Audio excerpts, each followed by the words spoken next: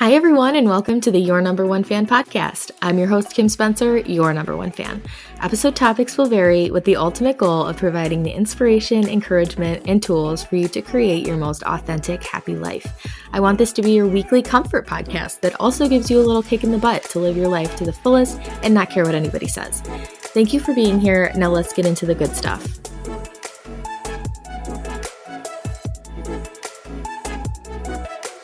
Audio or whatever. Perfect.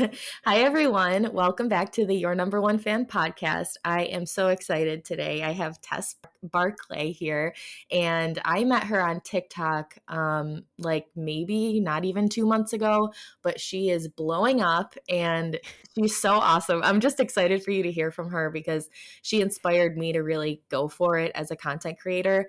And I think in this episode, even if you're not a content creator, from this episode, you'll get some inspiration to really be who you are. And like she says, be a big cringy loser. She went from corporate, she's in Canada. So she went to, is it the Big Four? I've never heard of it. Yeah. Like a big corporate job to doing her own thing. And now she is a very successful CEO. I know you cringe at some of those words, but I mean, you're a CEO and you're just doing awesome. So first we can just introduce you if you want to do a little introduction to how you got where you are. And Sure. Well, thanks for having me on the podcast. I'm so excited to be on. Like you said, hi everybody. My name is Tess. I'm located in Toronto, and so I graduated from University of Toronto, and then right into the corporate world. I worked at a Big Four firm. I worked in tech, and it's like a bunch of different companies in marketing, and I loved it. I love marketing, and I still feel like I do marketing full time now, and just kind of in a different way. We have a big marketing girly, and then I worked in corporate for about 5 years, and then alongside of that, for about my last year in corporate, I started building my business called Busy Blooming. And now, flash forward a few years after that, since I left the corporate world, I'm a full-time founder. I have a team of 5, and in addition to myself, Busy Blooming, and then I'm also a full-time content creator on TikTok, and I have a podcast, and being a big cringy loser. That's really how it all happened. You are so cool. Like, I just think you're so cool. So which kind of lends to the fact that like, it's worth it to be a big cringy loser because you'll find your people. Like, I don't think you're cringy, but it's all how you feel inside. So it's hard to like push past that feeling of cringe.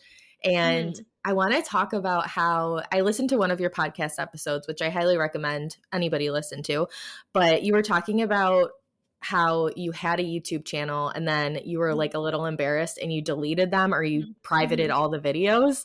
So was that something that you kind of regret doing? And do you think that was before you realized like, let's just go for it? So that was my first year of university. I was only 17, I think. I went to university kind of early. So my birthday's late. But anyways, I think I was 17 at that point. So the difference between sitting here as a 26-year-old and 17-year-old, like obviously like 9 years later, a lot, like you're just a different person. But at the time I was like so insecure and just so embarrassed about it. I think partly being a teenager, but also just partly being, worried about what people think about you as well. I think over the years, I think as you get older too, you just stop caring so much. I remember I was like 17, my first year of university, and this group of guys like found my YouTube channel, and then I just went home and I privated it in my dorm room that day. But honestly, I don't regret it at all because I was such a freak when I was 17. I'm just so happy that content is not online because I get that. Watching my videos, I'm like, I would have been canceled in 2 seconds, like for the stuff I was saying. And just, I don't know. I just was so weird. So honestly, it's a blessing. So thank you to the high school soccer team, like the university. Yeah, that's like a worst fear is people like watching or making fun of your videos. But a topic that keeps coming up in like different videos, I just had Claire Edwards on. I don't know if you know who she is. She's like a stay-at-home mom TikToker.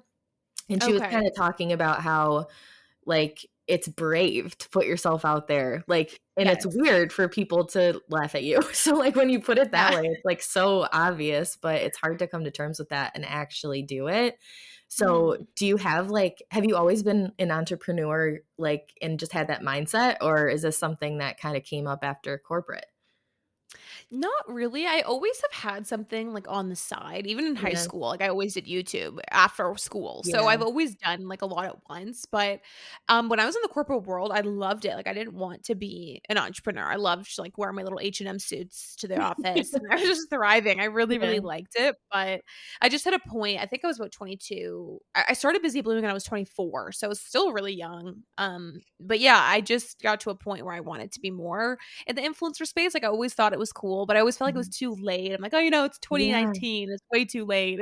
it's crazy. Which is so crazy now. Yeah. But yeah, so I've always been, like, kind of entrepreneurial, but I wouldn't if you would have told me at going to university that I'd be a full-time entrepreneur, like, I would not think that Yeah. was where I was gonna. Yeah. Yeah. Things always pop up and it's really Yeah. interesting, yeah, if you're open to it, and you do follow that. So, I mean, there's I think opportunities where you could have went another way and now you went that way and you believed in yourself and Yeah. now you have this business. Do you wanna explain more about what Busy Blooming is? Sure, yeah. So everyone go check us out. You can use code podcast too for a free membership, Oh, if you want cool. to. Yeah. But yeah, so anyone feel free to go use it. But yeah, Busy Blooming. So we help and empower ambitious women across the globe to build their career, content, and their business. So we're for the corporate girlies. I have a corporate girly sweater on Love today. that. The entrepreneurs and the content creators. So it's really a brand that I wish I had like when I was first starting out doing everything. Cause I feel like those are kind of the three parts of me as well. Yeah. And yeah, so we have over 10,000 women across the world in our community and listening to our podcast every Monday, Wednesday, and Friday. And yeah, we have a membership, so a monthly membership. We have a theme every month. So, for example, this month's theme is like income streams. So we have a bunch of content going on about that.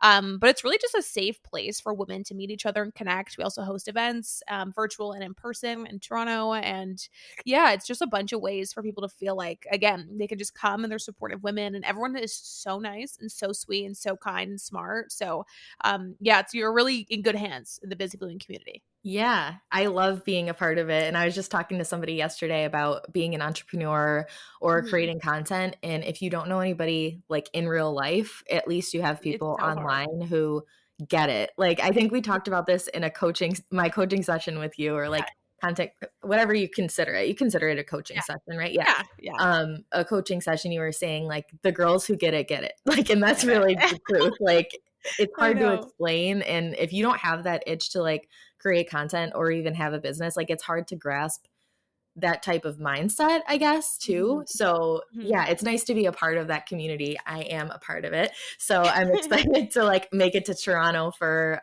one of your Yes. next big events. And we Mhm. talked before I started recording about how well that event went. That's so awesome. Yes. Congratulations again. What Thanks. kind of girls kinda went? Were they a lot of content creators or more corporate or Yeah, I think it was split down the middle, like half corporate, cool. half content. I think sometimes too, a lot of people in our community are both. So Yeah. you work maybe a corporate job, but you also do content on the side. But yeah, we had 95 women and it was so fun. And it was just like the nicest, sweetest, best people I've ever met in my life. It was so fun. Oh, that's awesome. Yeah, like, I just love that. I love that you created this because you're totally right. Like, there needs to be a space like that, and I hate to say it, Mhm. but, like, even just women, like, it's nice to have that, Yeah. like, just space with women because we all get Yes. it. Like I said, we Yeah, all yeah, get yeah. it and can, raise each other up, and we feel like we're starting at the Mhm. same spot? So, Yes. one thing that, like, I feel like comes up, at least for me, I think a lot of people, is, like, and you talk about this all the time, I feel like from different angles, the feeling that something is oversaturated, like the Mm. podcasting space or content creating space, this mommy blogger space, like all of that. How do you like help people with that when they feel like there isn't a space for them? I know this is like your big thing that you talk about and I love it. It's so inspiring. So let's talk Yeah. about it. Yeah, I think that's everyone's reason a lot of the time Mhm. for not starting too, because they think it's Mhm. oversaturated. And it's saturated for sure. Like, it's Yeah. busy in the content space, and I Yeah. think it's an amazing thing. It's there's so many places to fit in Mhm. content creation nowadays. It's really Mhm. nice. Like, you don't have to be a Mhm. mukbang channel blogging. Like, Right. you can really you want. And I think it's a really exciting time for influencers and content creators and just influencer marketing. The industry is like never been bigger. But yeah, I think the problem people have, I think when they think it's oversaturated is because they're looking so externally. Like, they're looking at what everyone else is doing. And they Yeah. think, yeah, there's a million Alex Earls, doing Get Ready With Me. But that's don't look at what everyone else is doing. Like, I Mhm. think it's never going to be oversaturated because there's only one of you, and there's only one person who has your opinions, experience, perspective, sense of Right. humor, interest, all these things. So that's why it's so important to tap into what makes you special, what makes you different, and that's going to be your secret weapon, and that will never be oversaturated because there's only Right. one of you. Yeah. Yeah, that's so true. It's so true. It's hard to believe though. Like that's where the I know. confidence the confidence comes into play and what I am trying to help people with. Like I literally want to take people and like shake them and be like, "I promise you can do whatever you want to do." Like I just feel so passionate about that. I feel like I try and fix people all the time or not fix them, but like come up with a business idea or like why they Yeah. would be good at this and that. Like it's just something I believe in so much. So that's so true, but it's hard for me to even believe it myself, you know? Yeah, it's Like really advice hard. yeah, advice you don't really take. And I feel like another thing after that, like, okay, you feel like you're going to go after it. You're like, I am my niche. I'm going to do this. Like, I can do it. But then you feel like you're going and going and not getting anywhere. And then you start Mhm. questioning yourself or you have imposter syndrome. Yeah. And I was talking recently about imposter syndrome and how Mm. it's almost like silly. Like of course you're going to be an imposter at some point because Yeah. you have to start somewhere. Everybody's a beginner and you can't be an Yeah. expert and be starting at the same time. So Yeah. and then once you think about imposter syndrome, I always think about it at the beginning, but it really goes through your whole, your whole Mhm. career path. I mean, no matter what you're doing and how long you've been doing it. So do you have that a lot and what do you tell yourself? Honestly, I had it really bad in the corporate world. Like, I remember being in Okay. my jobs, I was, like, 22 at the Big Yeah. 4 in, like, these boardrooms, and I was so much younger than everybody else, and I'm like, "They're gonna find out I have no idea what I'm doing at all." And I think in a way, imposter syndrome, it shows that you care. It's not Yeah. always a bad thing. Yeah. Like, it can actually be, like it's a good thing to care about what you're doing, and feeling Yeah. like an imposter means that you wanna do a good job, you care about what you're doing, Yeah. and that's actually a good quality. So, I feel Mhm. like we need to rebrand imposter syndrome. Like, it's a sign that you're thriving and that you Yeah. care, and that's good.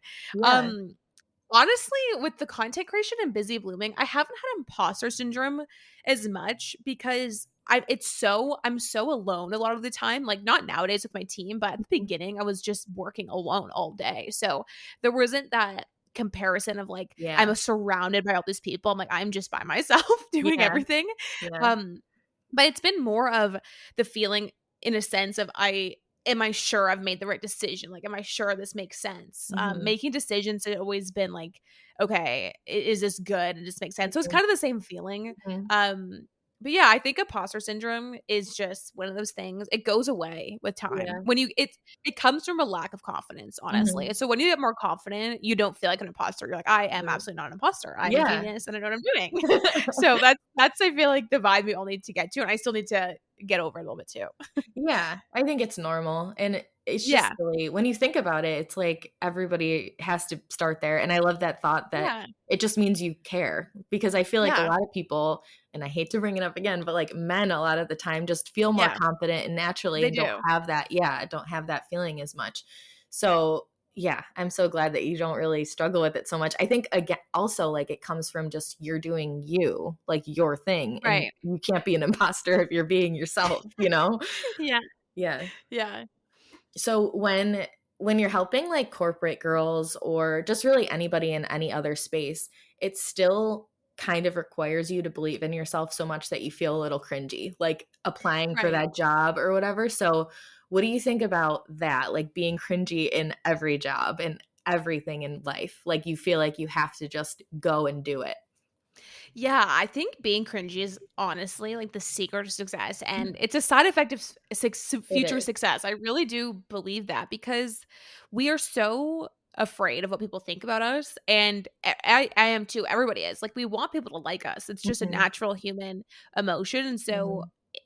I think what happens though is we say no to ourselves before anybody does. Like nobody has said that it's cringy or nobody has Yeah, said that you're weird. Yeah, it's like we perpetuate this idea that like we're so cringy. So yeah. I'm not going to post on TikTok. I'm not going to ask for a raise. I'm not going to talk at this meeting because it's so cringe. But Mhm, I think at the end of the day, it's not. I mean, I think that's mhm. the point.